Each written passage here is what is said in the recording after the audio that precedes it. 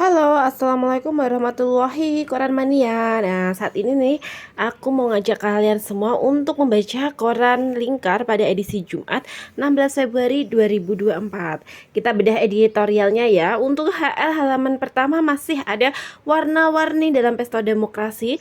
Kali ini ada KPU yang mengakui bahwa pihaknya ada salah input data pada aplikasi Sirekapnya. Nah, kurang lebih dia mengatakan ada sekitar 2.325 TPS loh yang mengalami salah konversi formulir model C1. Karena itu Bawaslu telah menyarankan kepada KPU untuk segera melakukan perbaikan.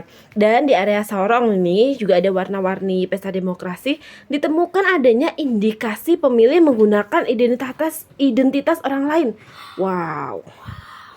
Oke, selanjutnya kita akan beranjak ke halaman selanjutnya.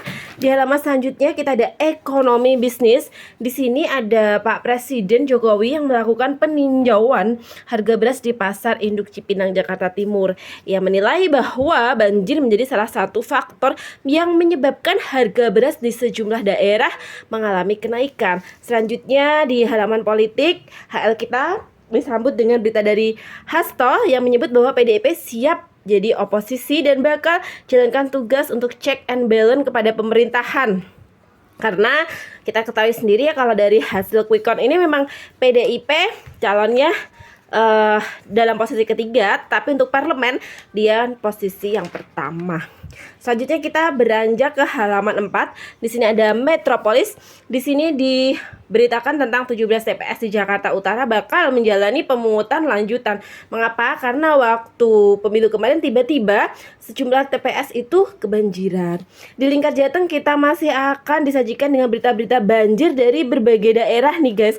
Walaupun sudah mulai surut, akan tetapi akses dari Pantura belum ditutup secara maksimal. Kemudian di Demak Semarang ada petani yang merugi karena harusnya mereka udah masuk jadwal panen nih guys, tapi malah harus puso. Nah, karena itu petani diestimasikan bakalan merugi nih untuk HL-nya. Dan masih ada serba-serbi berita lain dari Demak Semarang. Ini ada PJ Gubernur yang menyebut bahwa pemungutan suara di Jateng berjalan dengan kondusif.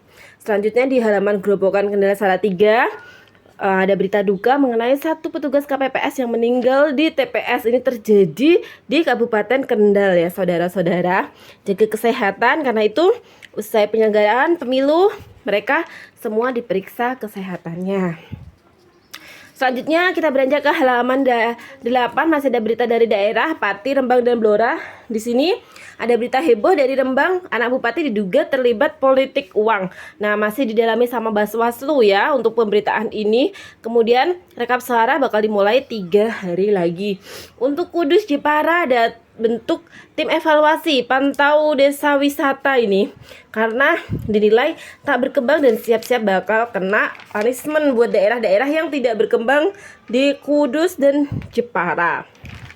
Selanjutnya ini ada Lingkar Jatim nih guys. Lingkar Jatim, ada berita apa di Lingkar Jatim? Ini ada upaya mitigasi banjir. Sejumlah eceng gondok pun akhirnya dihancurkan. Ini juga ada berita mengenai mobil pengangkut yang jatuh, tapi mobil pengangkut logistik pemilu ya. Dan kemudian akan diganti nih kotak suaranya. Nah, ini adalah salah satu halaman yang sangat favorit, halaman spesial yang ada di hari Jumat aja. Ini ada halaman pendidikan dan sastra. Di halaman ini yang istimewanya nanti akan ada cerpen dan kadang-kadang ada puisi juga. Ini hanya khusus pendidikan sastra di hari Jumat. Nah, ini ada cerpen dari Saharul Haryono yang merupakan penulis fiksi dan non-fiksi.